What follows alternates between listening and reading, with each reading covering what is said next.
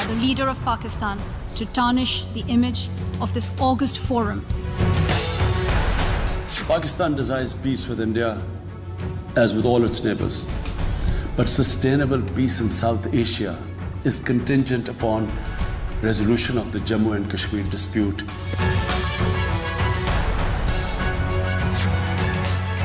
Propagate false and malicious propaganda against my country and seeking in vain to divert the world's attention. Environment by these barbaric acts. The onus remains on India to create a conducive environment.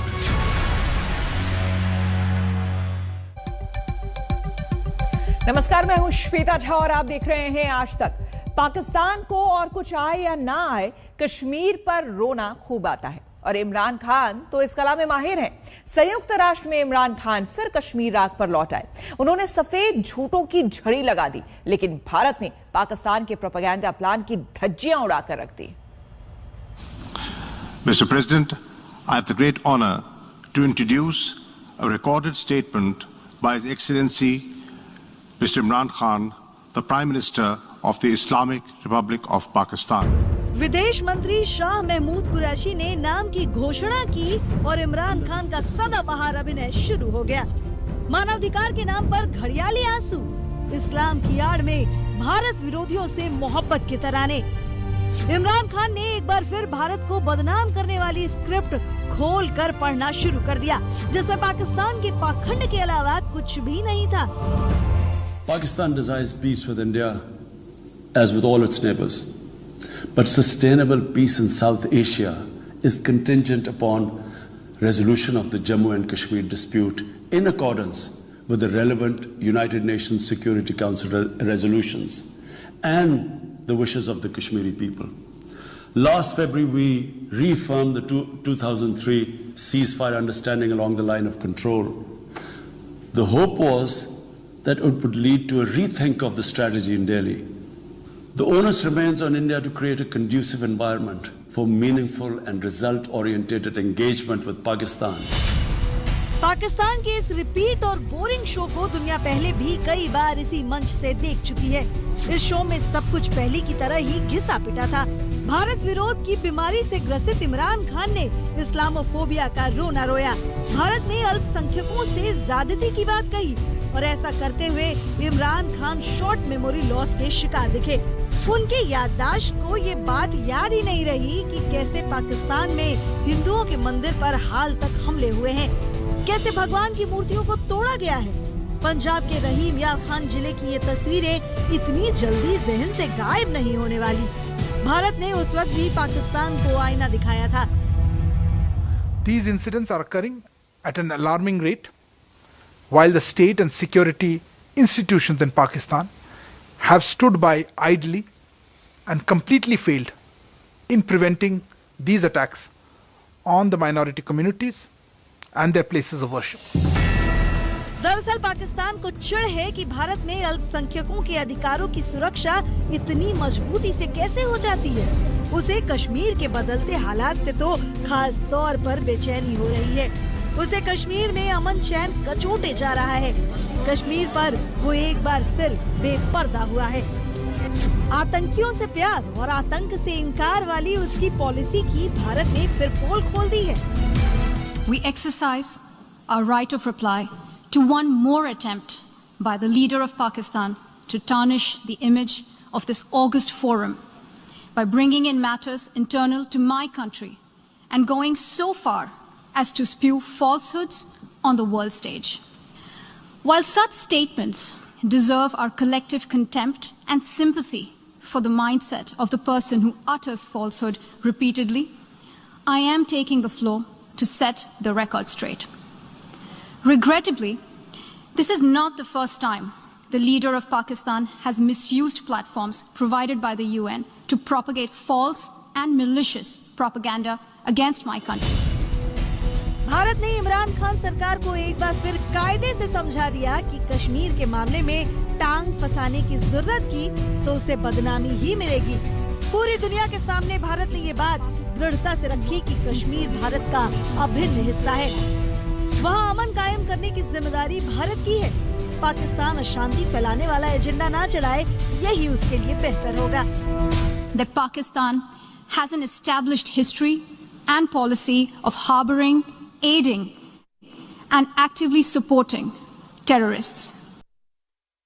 This is a country which has been globally recognized as one openly supporting, training, financing, and arming terrorists as a matter of state policy. We marked the solemn occasion of the 20th anniversary of the 9/11 terror attacks just a few days back.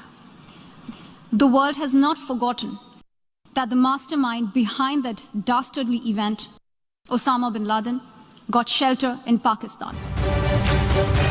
गाल बजाते पाकिस्तान को बुरा लग रहा है कि कश्मीर में उसकी दाल क्यों नहीं गल रही, घाटी में पत्थरबाजी क्यों नहीं हो रही, कश्मीर में प्रशासनिक सुधारों को वहाँ की आवाम क्यों स्वीकार कर रही है।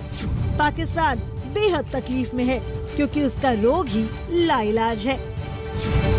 आज तक ब्यूरो। इमरान खान के भाषण में दो ही मुद्दा था, एक कश्मीर तो दूसरा तालिबान। कश्मीर पर उन्होंने दुष्प्रचार का दामन थामा तो तालिबान को मान्यता देने की वो आरजू मिन्नत करते दिखे। पाकिस्तान की बड़ी इच्छा है कि अंतर्राष्ट्रीय समुदाय तालिबान के अतीत और गुनाहों को भूल जाए और उसकी महिला विरोधी और शरीयत को शीश झुकाने वाली सरकार को फौरन मान्यता दे दे।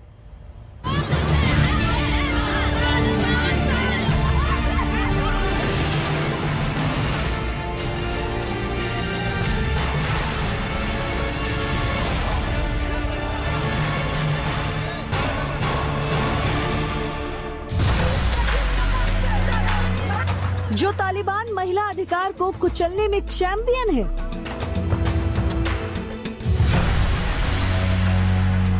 जिस तालिबान को लड़के और लड़कियों का साथ पढ़ना कबूल नहीं,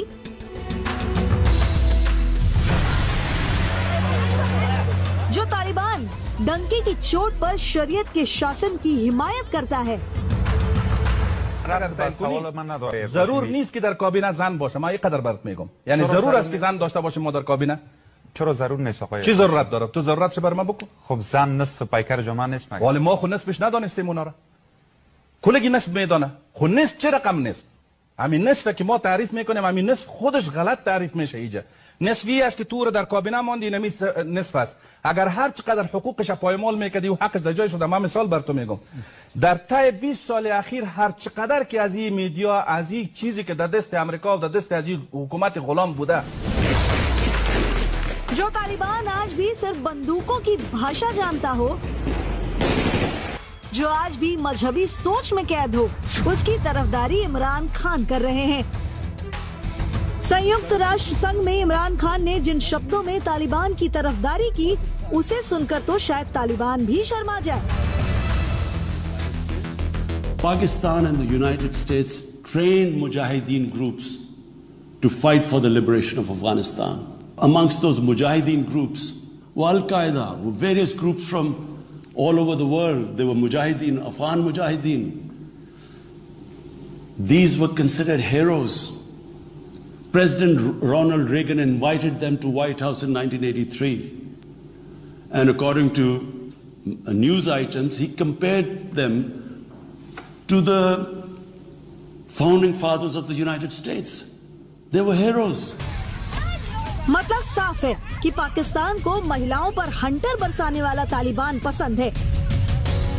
पाकिस्तान को आतंकियों का शुभचिंतक तालिबान पसंद है। इमरान खान ने तालिबान राज को स्थापित करने का बीड़ा थाम लिया है। तालिबान के लिए दुनिया के सामने अपनी झोली फैला दी है। We neglect Afghanistan right now. According to the UN, half the people of Afghanistan are already vulnerable. And by next year, almost 90% of people in Afghanistan will go below the poverty line.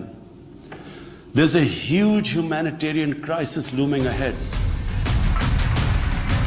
Imran Khan दुनिया को तालिबान के बारे में झूठा भरोसा देने में लगे हैं। वो तालिबानी सोच का ब्रांड एम्बेसडर बनने में लगे हैं। पूरी दुनिया को फिक्र है कि तालिबान राज में समावेशी सरकार संभव ही नहीं। जो सरकार महिला विकास मंत्रालय पर ताला लगा दे, वो किसी महिला को मंत्री बनाए, ये संभव ही नहीं। तालिबान की समावेशी सोच की बस एक झलक एक बार फिर आपको दिखाते हैं। خربزه که چاق شده او رو میخریم یا خربزه که سالم مانده است؟ طبیعی است از خربزه سالم میگیریم. یعنی حجاب برای زن همینطور است. خربزه که چاق شده او رو میخریم یا خربزه که سالم مانده است؟ طبیعی است از خربزه سالم میگیریم. یعنی حجاب برای زن همینطور است. जो महिला को खरबूज समझता हो, जो अल्पसंख्यकों से नफरत करता हो, जिसके प्रधानमंत्री आतंकी हो और जिसका गृह मंत्री हक्कानी जैसा खतरनाक दहशतगर्द हो, जो आईएसआई के रिमोट से चलता हो, वो तालिबान समावेशी कैसे हो सकता है? लेकिन इमरान खान को इससे कहाँ फर्क पड़ता है? तालिबान के साथ खड़े होना उनकी मजबूरी है, क्योंकि आईएसआई और वहाँ की आर्मी यही चाहती है। आज तक ब्यूरो।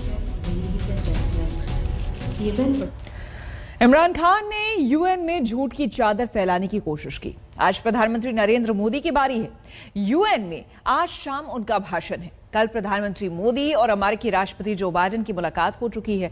इस मुलाकात ने भरपूर संदेश दे दिया है कि दोनों देशों की दोस्ती की नींव कितनी मजबूत है।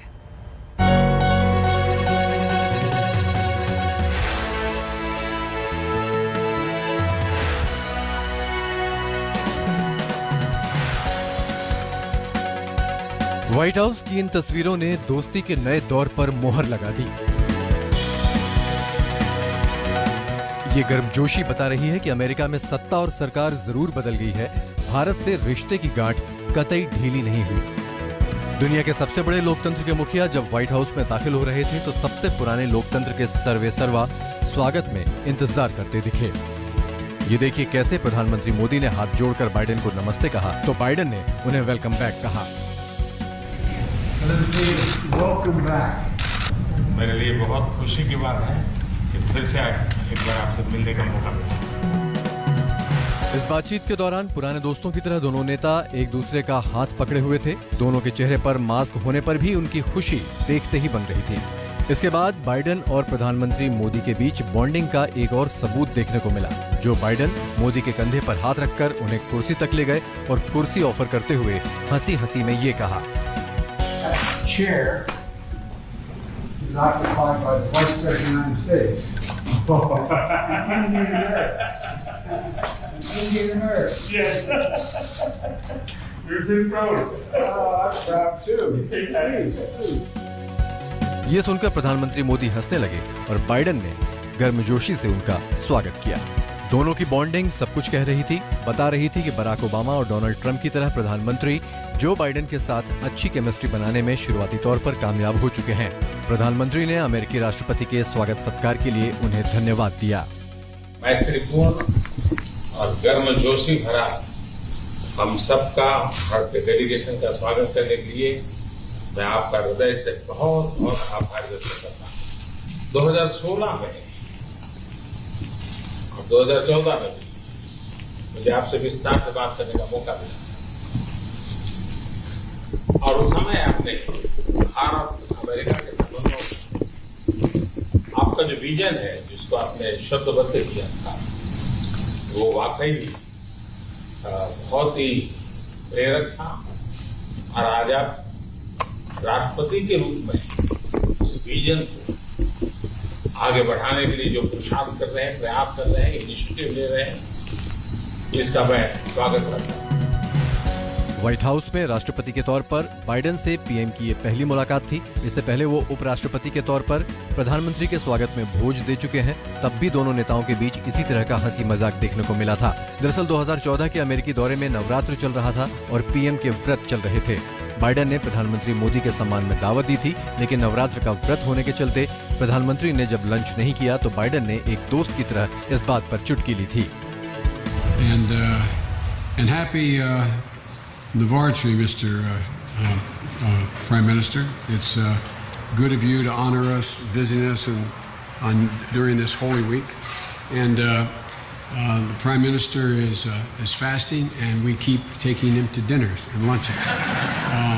And as we Catholics would say, that's an occasion for sin. but we appreciate the fact he has spent so much time with us. लेकिन जिस तरह से बाइडेन ने राष्ट्रपति का चुनाव लड़ा, उससे भारत में भी ये सवाल खड़ा हुआ कि क्या मोदी ट्रंप की तरह बाइडेन से रिश्ता जोड़ पाएंगे। इस आशंका को आज की इन तस्वीरों ने खत्म कर दिया। वॉशिंगटन से अंजना ओम कश्यप के साथ आज तक ब्यूरो। हम रुकेंगे यहाँ पर एक छोटे से ब्रेक के लिए, बने रहे हमारे साथ, देखते रहिए आज तक। और आपको बता दें कि आज शाम 6:30 बजे प्रधानमंत्री नरेंद्र मोदी UNGA को संबोधित करने वाले हैं, जहां आतंकवाद, कोरोना महामारी समेत कई मुद्दों पर वो अपनी राय रखेंगे। अपने संबोधन के लिए PM न्यूयॉर्क पहुंच चुके हैं। वहां होटल में पहुंचने पर स्वागत में उनके जमकर नारे लगे।